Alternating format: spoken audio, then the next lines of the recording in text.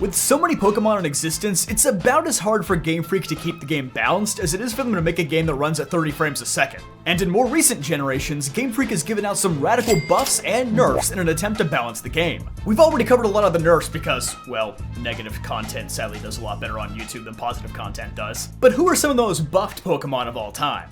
Good morning everybody, good morning, it's JPR, and these are the most buffed Pokemon in every generation. Beginning with Generation 2 because, well, we can't really start with Gen 1. I guess every Pokemon got buffed in Gen 1, seeing as how they went from not existing in Gen 0 to being usable in Gen 1. But yeah, anyway, Gen 2! As I'm sure most people are well aware of by now, Gen 2's metagame was completely defined by Snorlax. Some Pokemon's viability in Gen 2 was single-handedly determined by how well they match up against Snorlax. He's kinda like the Brawl Meta Knight of competitive Pokemon. As such, Fighting-type Pokemon probably saw the most substantial upgrade in Gen 2, being the only type that could reliably beat Snorlax, and they actually gained usable moves in this generation, seeing as how Submission was the best widely available Fighting-type move in Gen 1, you know, a move that made my worst moves of every type video.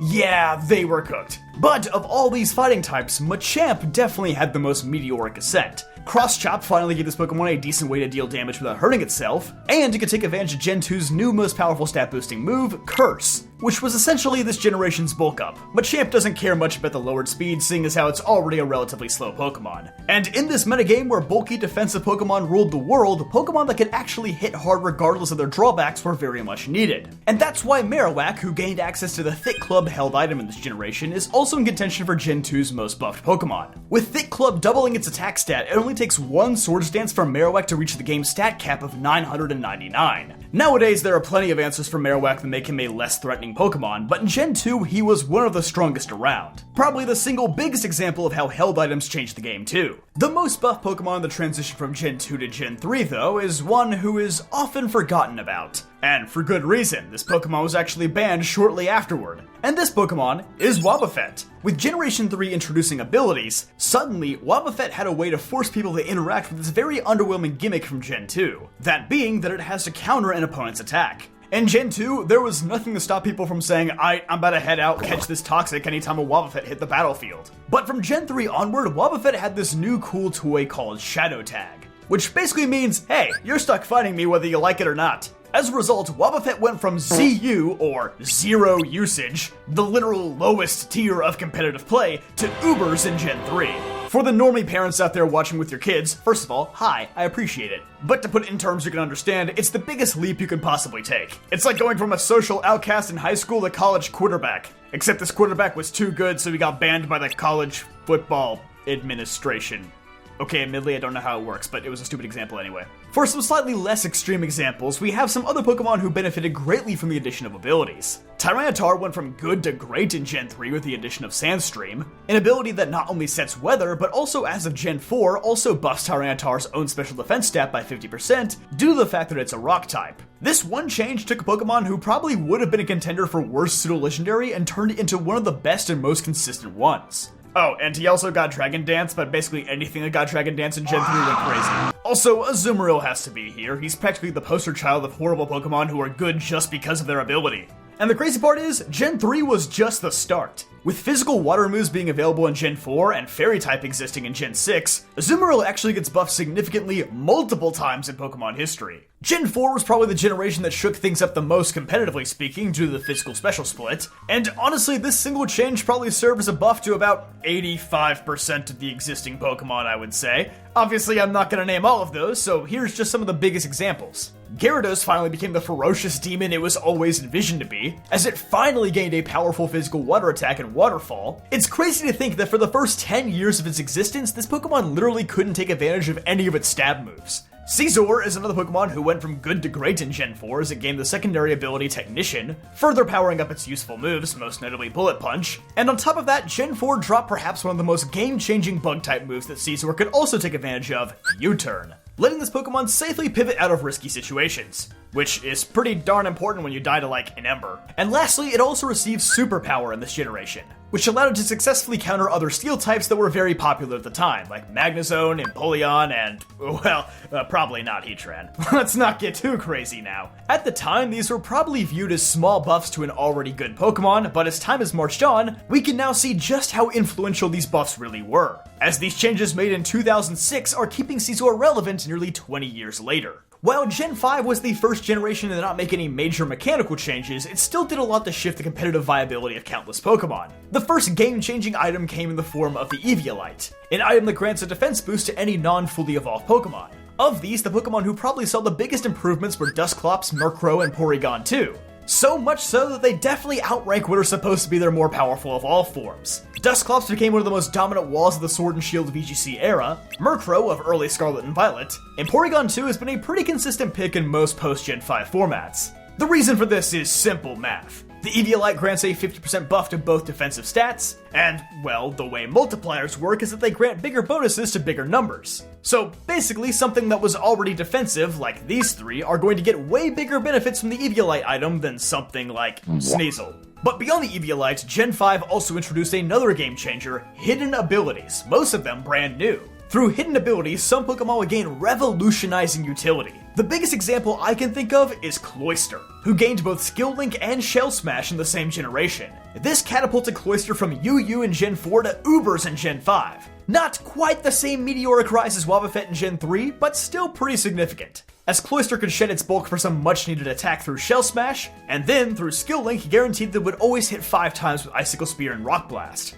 At +2 attack, Cloyster would be strong enough to one-hit KO most legendary mascots. Blaziken likewise went from being stuck in the shadow of Infernape as the inferior firefighting type starter, to one of the most dominant starter Pokemon of all time with its hidden ability Speed Boost. And this is before it got a Mega the very next gen. Jeez. Gliscor was also blessed with a hidden ability that all but ensured that this Pokemon will stay relevant until the heat death of the universe, as Poison Heal basically makes it an infinitely regenerating wall, and effectively gives it an immunity to basically every other status condition once you're able to activate your own Toxic Orb. But if we're talking hidden abilities, then probably the single most buff Pokemon in the transition from Gen 4 to Gen 5 would be Politoed, who gained the incredibly powerful Drizzle ability. Which is ironic, considering that Politoed is now incredibly irrelevant compared to all the other Pokemon I just mentioned. More on him in a bit. And lastly, Ditto gained Imposter as a hidden ability in this generation, which did Ditto a great service by allowing you to not have to use Ditto. Now Ditto truly puts you on even ground with your opponent, whereas before it would either die before you ever had a chance to use Transform, or even if you did live, you would have lost a turn to use Transform.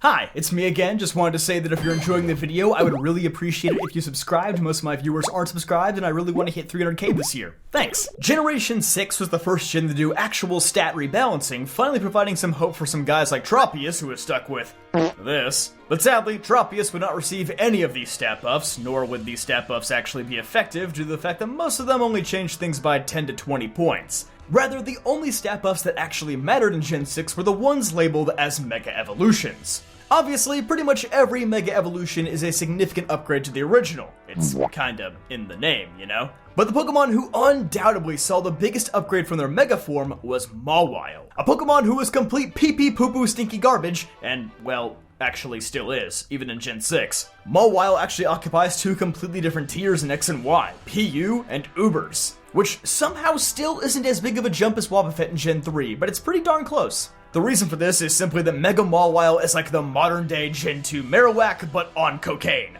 With Priority Sucker Punch, it could reliably 2-hit KO almost any Pokemon in the game, which is the point where you start saying, okay, maybe we messed up a little with this one. Honorable mention to Kangaskhan, who nearly had as big of a tier jump as Mawile. But those aside, the most meaningful buffs in Gen 6 were mostly the Pokemon who were recategorized as fairy types. Clefable is probably the funniest case, as people started using it for its new great defensive typing in Gen 6, but then people also started retroactively using it in Gen 4 and Gen 5 competitive formats because they realized, hey, this guy still has an amazing move pool and magic card. Fairy typing was just the catalyst for people to realize that Clefable had been good for a while, and it's only gotten better since then. But the Pokemon who saw the biggest increase in usage who wasn't a Mega Evolution, or wasn't a fairy type at all, was Bisharp, who was able to take advantage of how massively buffed Knockoff was in Gen 6. Not only that, but Bisharp was also an amazing counter for the newly buffed move Defog, which gained the power to remove hazards, similar to Rapid Spin. Since Defog's other effect is that it lowers the foe's evasion, this would trigger Bisharp's Defiant ability, which effectively doubles its attack stat. Defiant used to be a tricky ability to use in Gen 5, but if you saw that your opponent was clearly going to use Defog to remove entry hazards, then you could just switch Bisharp in for a quick attack buff, and then between Knockoff and Sucker Punch, cleaning up the opponent's team was a breeze. And of course, I would be a fool to not mention Superior, who finally gained access to Contrary in this generation.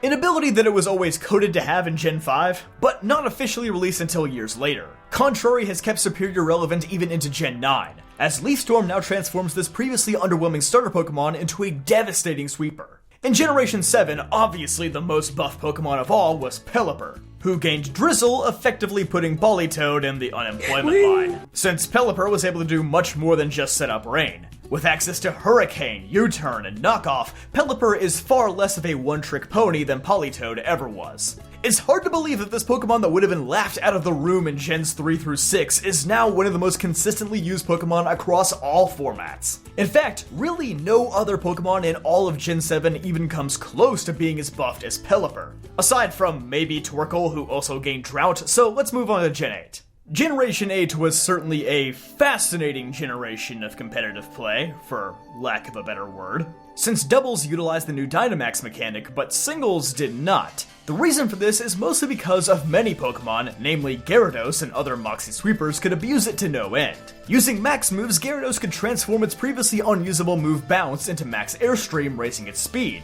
And if you secured a KO, you would boost your attack and your speed at the same time. So you basically just use Dragon Dance while also nuking your opponent's Pokemon off the map. Fantastic. Not to mention that Gyarados could also set up its own rain using Max Geyser, so even when it returns to its normal form after 3 turns, it's still a freak of nature. So if Dynamax was allowed in singles, I would confidently say that Gyarados is probably the most buffed Pokemon of Gen 8. But Gen 8 also introduced one of the most revolutionary new items in the form of heavy-duty boots, which gave a ton of utility to Pokemon like Weavile and Moltres who would always struggle to switch in when Stealth Rocks were on the field, which, if you're playing singles, is always. Heavy-duty boots likewise also gave Zeraora, a Pokemon who wasn't weak to Stealth Rocks, a ton of utility, as it was one of the fastest Volt switchers in the game. This meant Zeraora could hit the field tons of times during the course of a battle and not rack up a ton of damage. A much needed buff from Gen 7. But beyond these buffs, Gen 8 was also the first gen to introduce new widely available attacks mid-generation, and not just signature moves. This meant many Pokemon could receive mid-generation buffs, notably including Rillaboom, who received Grassy Glide.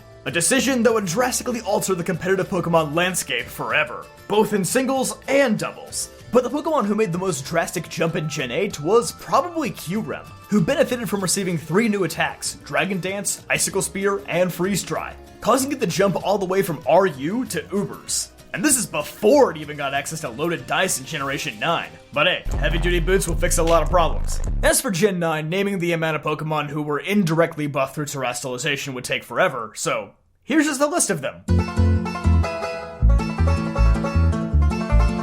But of those, Volcarona probably saw the most substantial buff, as Terra Grass allows it to dodge all of its weaknesses and either burn the opponent with Will-O-Wisp or set up with Quiver Dance in the process. It also loses its massive weakness to Stealth Rocks, and gains coverage through either Grass Terra Blast or Giga Drain. Regieleki has a weird love-hate relationship with the new mechanic, as losing Dynamax has made the Pokemon significantly worse in VGC this generation, but Terra Ice has finally allowed it to break through into an Ubers level threat on the single side of things, and that's despite getting a pretty substantial ability nerf in this gen. So, make of that what you will. Speaking of nerfed Pokemon who were actually significantly buffed in this gen, you know we have to mention Zamazenta, who gained Body Press, allowing it to use Dauntless Shield and Iron Defense as defense boosting and attack boosting tools at the same time. As a result, Zamazenta now greatly outranks its previously overpowered sibling in the VGC format, something that most of us probably never imagined would happen. Primarina has also very recently risen to become one of the strongest starter Pokemon across both formats, as the combination of its very good move pool and naturally good typing, with Terra on top, has made it into a Swiss Army knife of sorts that fits into nearly any team. I'm sure there are countless other examples that I didn't mention who were buffed through Terastallization and Dynamax, but those are just a few of the biggest ones in my opinion. If I left anyone out, then be sure to let me know in the comment section down below. But don't forget to leave a like on this video if you enjoyed, subscribe for more videos just like this one, and I'll see you guys next time.